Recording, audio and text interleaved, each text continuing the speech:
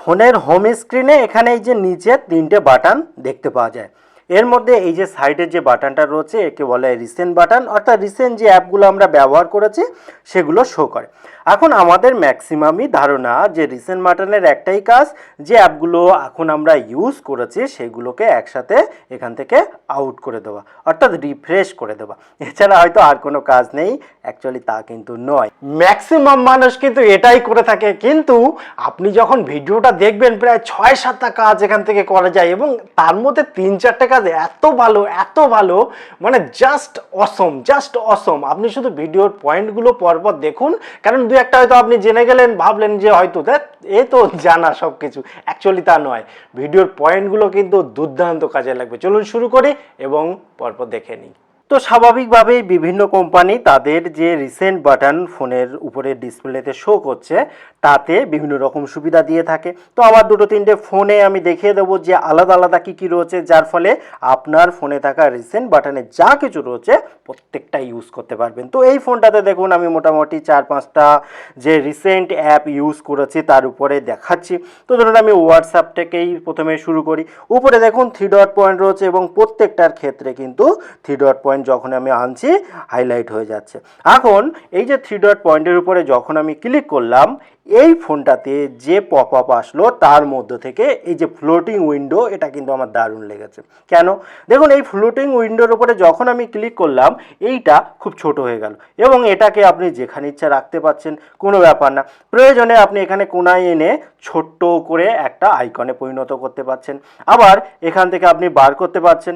এবার দেখুন এটা তো এখানে থাকলো, আপনি চাইলে এখানে আবার আপনি হয়তো হোয়াটসঅ্যাপ পরিবর্তে আপনি ফেসবুক ইউজ করছেন, অর্থাৎ হোয়াটসঅ্যাপটা এখানে থাকছে, আপনি ফেসবুক ইউজ করছেন, লাইক কমেন্ট শেয়ার যা কিছু করছেন।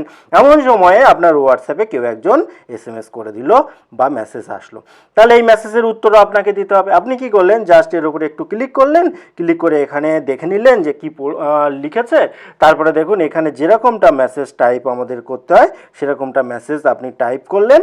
টাইপ করার পর এখান থেকে আপনি এখানে কিন্তু খুব ইজিভাবে এই সেন্ড করতে পারলেন। দেখুন চলে গেল। তারপরে কি, আপনি এখান থেকে আবার একটু ব্যাক বাটন ক্লিক করলেই কিন্তু এখানে দেখুন এখানে চলে গেল, ঠিক আছে। বা আপনি আবার এখান থেকে ছোট করে এরকম আইকনে পরিণত করে দিতে পারেন, কোনো ব্যাপার না। এটা কিন্তু আমার খুব ভালো লেগেছে। এবার যখন আপনার ইচ্ছা হবে সেটা আপনি আনলেন, এটাকে বড় করতে পারেন, প্রয়োজনে এটাকে ফুল স্ক্রিনেও নিয়ে যেতে পারেন। এবং যখন আপনি এর পরেরটায় যাবেন, এখানে দেখুন অনেক রকম আছে, তো আমি আরেকটা ফোনে দেখানোর চেষ্টা করছি। তো এখানে এই ফোনটাতে কেন বলছি, অনেকের এই যে 3 ডট পয়েন্ট রয়েছে, অনেকের আবার এরকম সমান দেখতে অপশান দেখতে পাওয়া যায়। তো এখানে যদি আপনি ক্লিক করেন, এখানে দেখুন এরকম অপশান চোখে পড়তে পারে। এবং সেকেন্ড অপশানটা দেখুন স্প্লিট স্ক্রিন, অর্থাৎ ধরুন আপনি হোয়াটসঅ্যাপ ইউজ করছিলেন, হোয়াটসঅ্যাপে কোনো একটা চ্যাট ইউজ করছিলেন, আপনি এখান থেকে ব্যাগে আসলেন, এখানে ক্লিক করলেন, স্প্লিট স্ক্রিন এর উপরে ক্লিক করে দিলেন।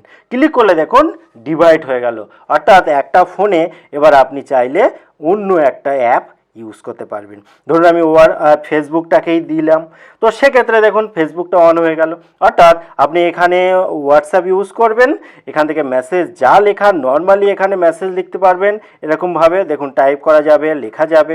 আবার এখানে আপনি কিন্তু ফেসবুকটাকেও ইউজ করতে পারছেন নিচে, ঠিক আছে।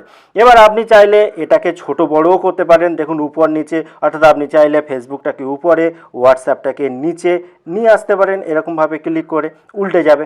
আবার আপনি চাইলে 3 ডট পয়েন্টে ক্লিক করে এখান থেকে এটা কেটেও দিতে পারেন, কেটে দিয়ে নর্মাল আবার যেটা ইউজ করছিলেন সেটা করতে পারেন। এটাও খুব দারুণ একটা ফিচার্স। এবারে পরের অপশানটা দেখুন, ধরুন আমরা এখানে এসে কোনো একটা নর্মালি যেটা করে থাকি সেটা হচ্ছে আমরা যত অ্যাপ ইউজ করেছি রিসেন্ট, এই জায়গাটায় ক্লিক করলেই সব আউট হয়ে যায়। কিন্তু আপনি চাইছেন যে ফেসবুকটা আপনি খুব বেশি ইউজ করেন, তো সেক্ষেত্রে রিসেন্ট অ্যাপে ফেসবুকটা সবসময় থাকুক। সেটা ফেসবুকের জায়গায় অন্য কিছু হতে পারে, সেটা কোনো ম্যাটার করে না।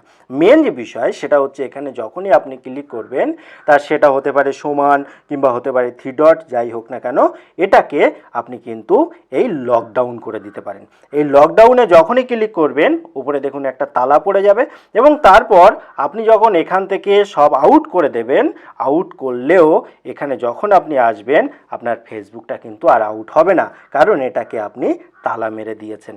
এটা আপনার প্রয়োজন এবং এটা যখন তখন আপনি কিন্তু আনলক করতে পারবেন, সেটা কোনো ব্যাপার না। সবথেকে ভালো একটা জিনিস, ধরুন এমন হলো যে আপনি চাইছেন না যে আপনার ফোনটা কেউ আর বেশি পরিমাণে ইউজ করুক, কিংবা আপনার ফোনটা নিয়ে এসে যা ইচ্ছা করতে পারে, যেখানে সেখানে লগ ইন করতে পারে, কিন্তু আপনি সেটা পছন্দ করছেন না। সেক্ষেত্রে আপনি জাস্ট এখানে আসবেন, রিসেন্টে এসে এখানে ক্লিক করে এখানে দেখুন পিন অপশান রয়েছে, এখানে জাস্ট আপনি পিন করে দেবেন। পিন করলে এখানে এইরকম পপ আপ আসতে পারে, এখানে ক্লিক করে দেবেন, গিয়ে ওকে করে দেবেন। এখানে দেখুন অ্যাপ পিন হয়ে গেল। অ্যাপ পিন হয়ে যাওয়ার পর এই যে ফেসবুক বা যেটাতে আপনি পিন করবেন তার বাইরে আসে যেতেই পারবে না, ব্যাগে আসতেও পারবে না, কিচ্ছু করতে পারবে না।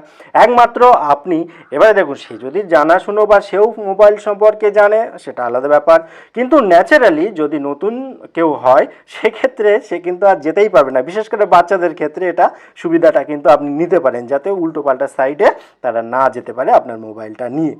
এবং এই যে অপশান, এটাকে বন্ধ করার জন্য এখানে দেখুন নিচে 3টে অপশান রয়েছে, তার মধ্যে থেকে প্রথম আর তৃতীয় এটার উপরে একটু চেপে ধরবেন।